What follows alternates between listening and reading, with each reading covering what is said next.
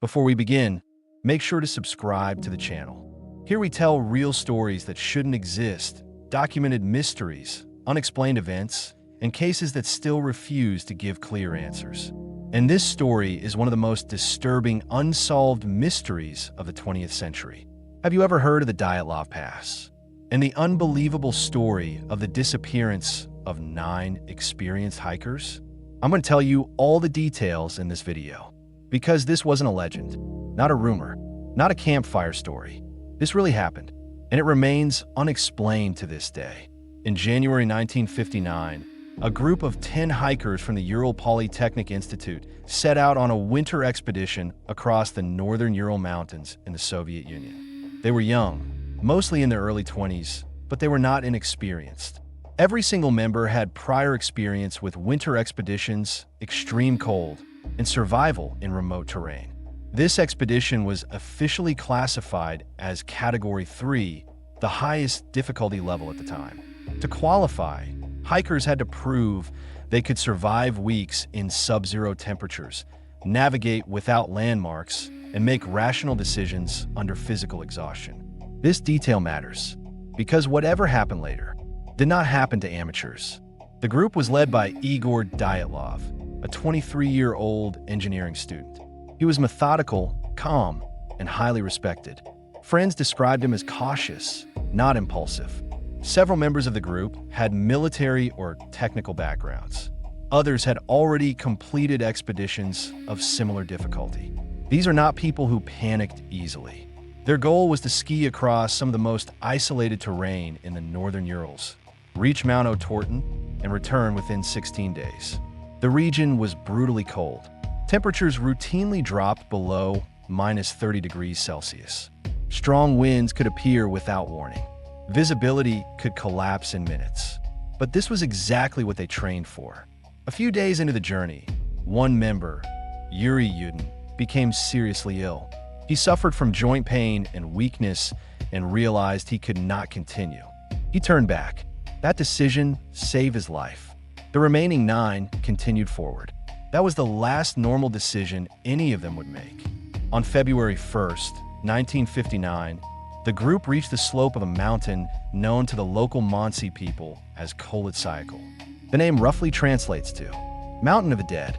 Despite how ominous that sounds, the mountain had no known history of deadly incidents. The Mansi avoided the area mostly out of tradition, not fear. Instead of descending into the forest for shelter, the group pitched their tent directly on the exposed slope. This choice would later become one of the most debated details of the entire case. Some argue it was exhaustion. Others believe it was intentional, a training exercise to practice slow camping. Either way, they settled in for the night. And something went catastrophically wrong. When the hikers failed to return on schedule, officials initially weren't alarmed. Delays were common on expeditions like this. But as days passed, concern turned into panic. Search teams were assembled. First volunteers and students, then military personnel. Weeks later, rescuers found the tent. It was still standing. That alone was strange. But what froze everyone in place was what they saw next.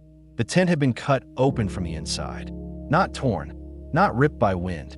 Cut, long, deliberate slashes. This single detail defines the entire mystery, because whatever frightened them made them abandon their only shelter. In lethal cold, without putting on proper clothing, footprints led away from the tent. Barefoot footprints, some wearing socks, some with a single shoe. They moved downhill toward the forest. And here's the unsettling part. The footprints did not show panic. No running, no chaotic scattering, just people walking away from safety into near certain death. The first 2 bodies were found near the tree line. They were nearly naked, barefoot, wearing only underwear. They had attempted to build a small fire. Their hands were burned and damaged, likely from prolonged exposure and desperation. The official cause of death was hypothermia, but questions immediately emerged. Why leave the tent at all? Why remove clothing? Why not return once the danger passed? 3 more bodies were found between the forest and the tent, as if they were trying to crawl back uphill. They collapsed one by one. Still no signs of a struggle. Still no external injuries explaining death. Then, months later, after the snow melted, the final four were discovered in a ravine. And this is where the case becomes truly disturbing. One victim had a fractured skull. Another had a crushed chest. The force required to cause these injuries was comparable to a high-speed car accident, yet there were no external wounds consistent with such trauma. One woman was missing her tongue. Another was missing eyes. Some clothing items showed elevated radiation levels. Not lethal, but abnormal and unexplained. The Soviet investigation documented everything. Autopsies, photographs, witness testimonies. And then, in 1959, the case was closed with a single sentence. The hikers died as a result of an unknown compelling force. No suspects, no charges, no explanation. The files were sealed for decades. When the case became public years later, theories exploded. Avalanche is the most common explanation, but there are serious problems. The tent wasn't buried. Footprints remained visible. The slope angle was relatively low. Modern simulations suggest a small slab avalanche is possible. But even that does not explain the injuries, the radiation, or the calm evacuation. Another theory involves secret Soviet military tests. Multiple witnesses reported orange lights in the sky that night. Some believe experimental weapons were being tested. This could explain panic. It could explain internal injuries. But no official documents confirm it. There is also the infrasound theory. Certain wind conditions can produce low-frequency sound waves around mountains. These waves can cause anxiety, disorientation, and panic. But infrasound does not crush ribs, and it does not remove tongues. Wildlife attacks were ruled out. No animal tracks, no bite marks. Human attackers were also ruled out. No additional footprints, no signs of fight. In 2019, Russian authorities reopened the case. In 2020, they concluded that an avalanche caused the deaths.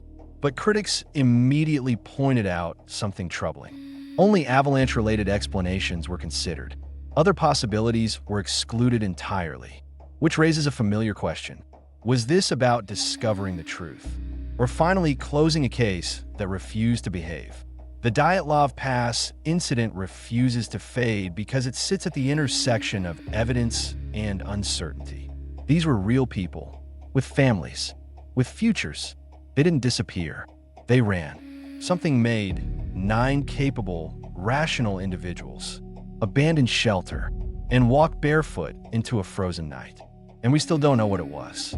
The most terrifying mysteries are not about monsters or aliens. They're about moments when human logic collapses completely. Dyatlov Pass is one of those moments. And that's why, more than 60 years later, we're still talking about it. If you want more real stories that challenge what we think we understand, make sure to subscribe to the channel. Some mysteries don't want to be solved. They just want to be remembered.